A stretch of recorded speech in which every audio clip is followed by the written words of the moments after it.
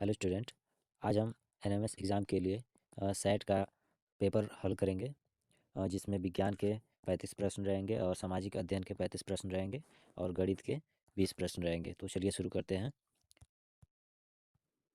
पहला प्रश्न है कि निम्नलिखित अवस्था में से किसके लिए बल की आवश्यकता होती है।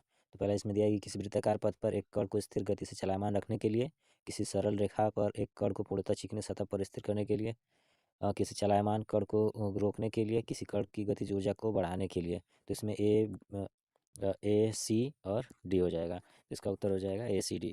फिर अगला प्रश्न है कि एक वर्ग मीटर में कितने किलो वर्ग मीटर होते हैं। तो इसका उत्तर हो जाएगा कि 10 लाख। फिर निम्नलिखित बलों में से कौन सा असंपर्क बल है। तो इसका उत्तर होगा कि केवल चुंबकीय बल, केवल विद्युतीय बल, केवल गुरुत्वाकर्षण बल।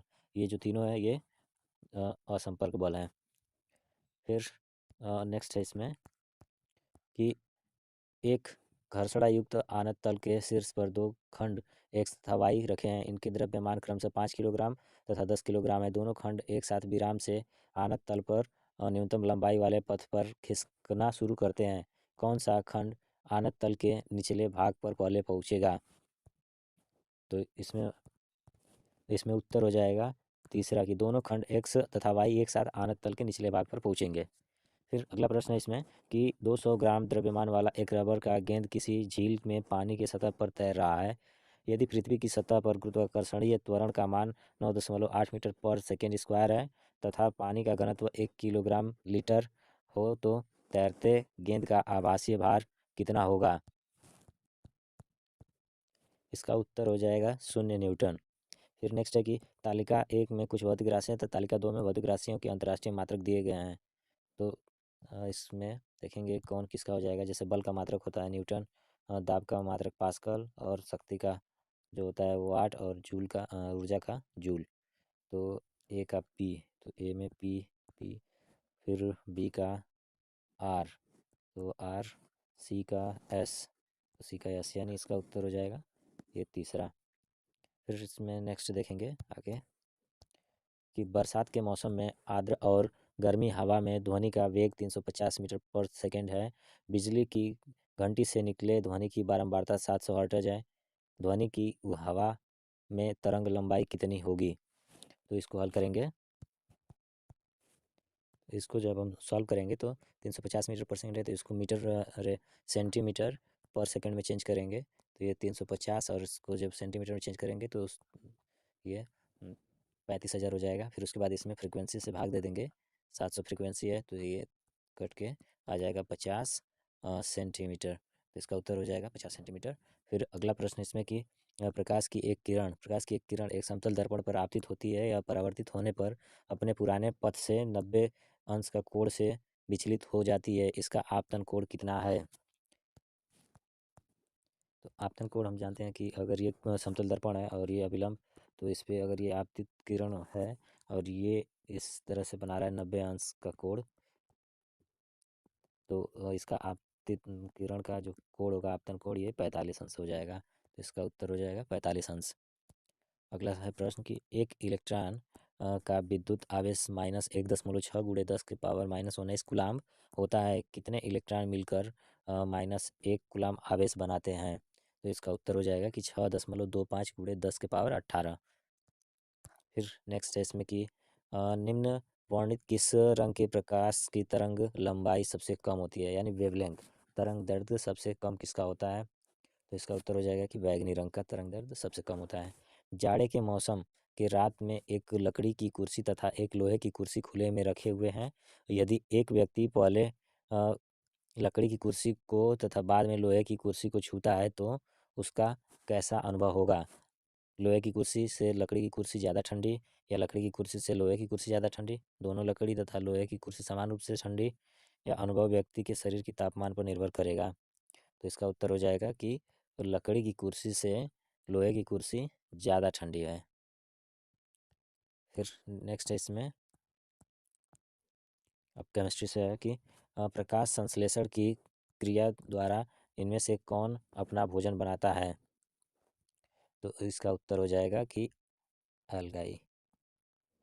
एक कोशिकीय जीव खट्टा दूध को दही बनाता है। एक कोशिकीय जीव खट्टा दूध को दही बनाता है, तो ये होते हैं बैक्टीरिया, लैक्टिक बैलिसस। इनमें से कौन अनाज नहीं है? तो इसमें अनाज नहीं है कौन सा? चना। फिर अगला प्रश्न है इसमें कि इनमें से कौन प्लास्टिक की विशेषता नहीं है? ऊष्मा का कुचालक, बिजली का कुचालक, ज्वलनशील, पानी में घुलनशील। तो इसका हो जाएगा उत्तर पानी में घुलनशील। सभी धातुओं के लिए इनमें से कौन सही है? कठोर ठोस हैं, 1 से 3 संयोगी इलेक्ट्रॉन रखते हैं, इनका गलनांक और क्वथनांक ऊंचा होता है, वे अघातवर्धनीय और तन्य हैं। तो सभी धातुओं के लिए इनमें से कौन सही है? तो इसका उत्तर हो जाएगा कि वे कठोर ठोस हैं। नेक्स्ट इसमें हो जाएगा कि जब दो वस्तुओं को एक दूसरे के विरुद्ध आपस में रगड़ा जाए तब क्या होगा कि समान और एक जैसा आवेश प्राप्त होता है, समान और विपरीत आवेश प्राप्त होता है, असमान और एक जैसा आवेश प्राप्त होता है, असमान और विपरीत आवेश प्राप्त होता है। तो इसका उत्तर हो जाएगा कि समान और विपरीत आवेश प्राप्त होता है। निम्नलिखित में से कौन विद्युत का सुचालक नहीं है? तो नल का जल, नमकीन जल, पेट्रोल, चूने का पानी। तो इसका उत्तर हो जाएगा पेट्रोल। ध्वनि गमन कर सकती है, यानी ध्वनि किसमें चल सकती है? तो ठोस, द्रव, गैस, ये सभी में। ताम्र सल्फेट के घोल से विद्युत प्रवाहित करने पर होता है। तो इसमें हो जाएगा कि कैथोड पर तांबा जमा होता है। फिर अगला प्रश्न है कि अम्ल वर्षा किसके जलाने के कारण होता है? तो ये कोयला के जलाने के कारण होता है अम्ल वर्षा। फिर अगला प्रश्न इसमें हो जाएगा कि अग्निशमक में कार्बन डाइऑक्साइड गैस का निर्माण एक सांद्र अम्ल के उपयोग से होता है। उस अम्ल का नाम बताइए जो इस प्रक्रिया में भाग लेता है। तो ये हो जाएगा सांद्र सल्फ्यूरिक अम्ल, H2SO4। आगे जीव विज्ञान के प्रश्न देखेंगे। तो इसमें पहला है कि भूमि की उर्वर शक्ति को परिपोषित करने वाला जीव समूह है। तो इसका उत्तर हो जाएगा जैविक खाद। जीव विज्ञान शब्द किसने दिया? तो जीव विज्ञान शब्द जो है ये लेमार्क ने दिया। मनुष्य में गुणसूत्रों की संख्या होती है। तो मनुष्य में गुणसूत्रों की संख्या 46। नारी में निषेचन कहाँ होता है? तो ये फैलोपियन ट्यूब में होता है इसका निषेचन, फैलोपियन ट्यूब में। फिर अगला प्रश्न है कि विश्व एड्स दिवस प्रत्येक वर्ष किस तिथि को मनाया जाता है? तो इसका उत्तर 1 दिसंबर। रतौंधी किस विटामिन की कमी से होता है? Vitamin A. डीएनए का डबल हेलिकल मॉडल किसने दिया? डीएनए का डबल हेलिकल मॉडल किसने दिया? तो वाटसन एवं क्रिक ने। फिर नेक्स्ट इसमें हो जाएगा कि निम्नांकित में वायु जनित रोग कौन सा है? तो क्षय रोग, डिप्थीरिया, निमोनिया। तो इसमें सब हो जाएंगे। पेनिसिलियम में जनन की कौन सी विधि है? पेनिसिलियम में जनन की कौन सी विधि है? कोनोडिया। इसका उत्तर हो जाएगा कोनोडिया। निम्नलिखित अणु पहला आनुवंशिक पदार्थ के रूप में दिखाई दिया। तो ये हो जाएगा RNA। फिर नेक्स्ट है कि दूध को कौन सा सूक्ष्म जीव दही में परिवर्तित कर देता है? तो ये लैक्टिक एसिड बैक्टीरिया जिसको कहा जाता है लैक्टिक बैलिसस। इनमें से कौन ग्रीन हाउस गैस नहीं है? तो इसमें ओजोन। निम्नलिखित में से कौन सा पादप हार्मोन है? तो पादप हार्मोन हो जाएगा साइटोकाइनिन। अब इसमें आगे देखेंगे सामाजिक अध्ययन में मानविकी सब विषय समूह जो होंगे उसमें से, जिसमें पहला इतिहास है। तो इतिहास में देखेंगे पहला प्रश्न कि प्रथम व्यापारिक कंपनी जो भारत में 1600 AD में आई थी वह है इसका उत्तर हो जाएगा पुर्तगाली। गांधी जी किनके अनुरोध पर चंपारण पहुँचे? तो ये राजकुमार शुक्ल के। निम्नलिखित में से किसको भगवान कहा जाता है? तो इसका उत्तर हो जाएगा कि बिरसा मुंडा को भगवान कहा जाता है। नेक्स्ट है इसमें आगे कि मंगल पांडे महान भारतीय सैनिक का दिवंगत हुए। तो इसका उत्तर हो जाएगा कि 8 अप्रैल 1857। फिर नेक्स्ट है कि 1857 की क्रांति शुरू हुई, तो शुरू हुई 10 मई 1857। किसने 1857 के विद्रोह को भारतीय स्वतंत्रता का प्रथम युद्ध कहा? तो ये विनायक दामोदर सावरकर। फिर नेक्स्ट है इसमें कि भारत में सूती वस्त्रों का आधुनिक तरह का मील सर्वप्रथम कहाँ था? तो ये सर्वप्रथम बम्बई में। फिर लॉर्ड विलियम बेंटिक ने किसके निवेदन पर सती प्रथा का उन्मूलन 1832 ईस्वी में किया? तो राजा राम मोहन राय। उसके बाद नेक्स्ट है कि वेदों की ओर लौटो किनका कहना था? तो ये दयानंद सरस्वती जी का। फिर नेक्स्ट हो जाएगा इसमें कि निम्नांकित में कौन सा कथन सही है? कि विवेकानंद ने अमेरिका में हिंदू धर्म के विशेष महत्व बताए, उन्होंने गीता के श्लोक उद्धृत किए, उन्होंने दूसरों धर्मों की निंदा की, 1892 में अमेरिका की धर्म संसद में उन्होंने भाषण दिया। तो इसका उत्तर हो जाएगा ये हो जाएगा पहला कि उन्होंने अमेरिका में हिंदू धर्म के विशेष महत्व बताया और उन्होंने गीता के श्लोक उद्धृत किए। फिर भारतीय राष्ट्रीय कांग्रेस के प्रथम सभापति थे। तो भारतीय राष्ट्रीय कांग्रेस के प्रथम सभापति थे उमेश चंद्र बनर्जी। फिर गांधी जी ने सविनय अवज्ञा आंदोलन निम्नांकित एक के साथ समझौते के बाद स्थगित कर दिया। तो इसका उत्तर हो जाएगा लॉर्ड इरविन। अब भूगोल इसके बाद है कि भूगोल में कि एशिया के किस देश में चावल और मछली प्रमुख भोज्य पदार्थ है? तो ये बांग्लादेश में। दंडारेख से किस तथ्य को दिखाया जा सकता है?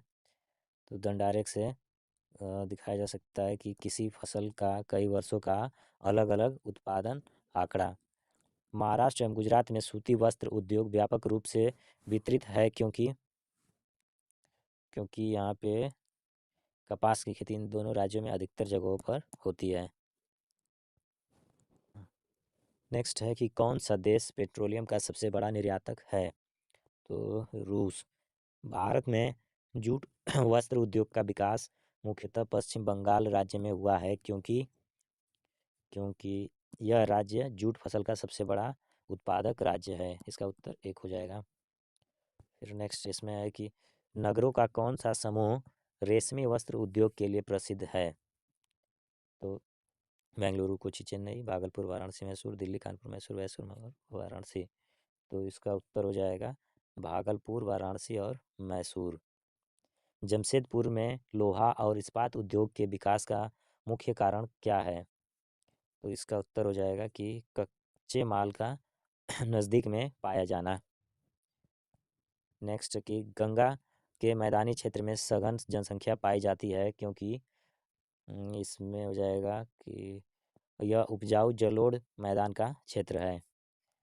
दक्षिण एशिया के किस देश में सर्वाधिक जनसंख्या घनत्व प्रति वर्ग किलोमीटर पाया जाता है? तो इसका उत्तर हो जाएगा मालदीव। कौन नहर अंतर्राष्ट्रीय व्यापारिक हेतु अटलांटिक महासागर को प्रशांत महासागर से जोड़ता है? तो ये पनामा नहर। निम्नलिखित फसलों में कौन बागानी फसल नहीं है? तो बागानी फसल इसमें से हो जाएगा ये कपास। फिर नेक्स्ट नागरिक शास्त्र से के प्रश्न है कि भारत का संविधान किस प्रकार का है? तो भारत का संविधान किस प्रकार का संविधान है? इसका उत्तर हो जाएगा कि सर्वाधिक व्यापक संविधान।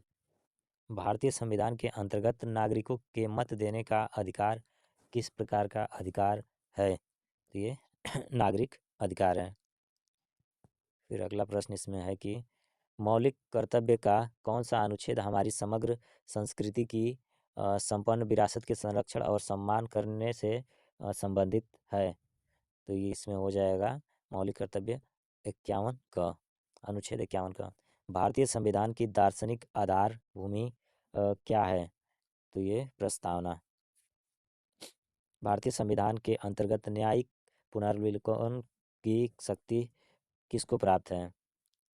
तो इसका उत्तर हो जाएगा कि उच्चतम न्यायालय तथा उच्च न्यायालय दोनों को। अगला प्रश्न इसमें है कि एकात्मक शासन व्यवस्था में होता है एकल नागरिकता।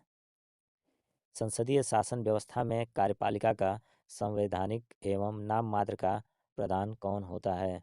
तो इसमें होता है राष्ट्रपति। इनमें से सरकार का कौन सा अंग भारतीय संविधान का संरक्षक है? तो ये न्यायपालिका। पंचायती राज व्यवस्था को किस संवैधानिक संशोधन द्वारा प्रवृत्त किया गया?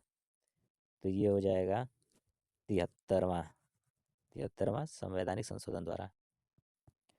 फिर नेक्स्ट इसमें आगे है कि राज्य की कार्यपालिका का वैधानिक प्रधान कौन होता है? तो इसके जो वैधानिक प्रधान होते हैं वो राज्यपाल होते हैं। भारतीय संविधान में नागरिकों के मौलिक कर्तव्य निहित हैं। तो ये संविधान के भाग 4A यानी 4 कम है। भारत में प्रजातंत्र की सफलता के आवश्यक कारक हैं। तो शिक्षा का प्रसार, सामाजिक न्याय, राजनीतिक चेतना, उपयुक्त सभी। तो इसमें हो जाएगा उपयुक्त सभी।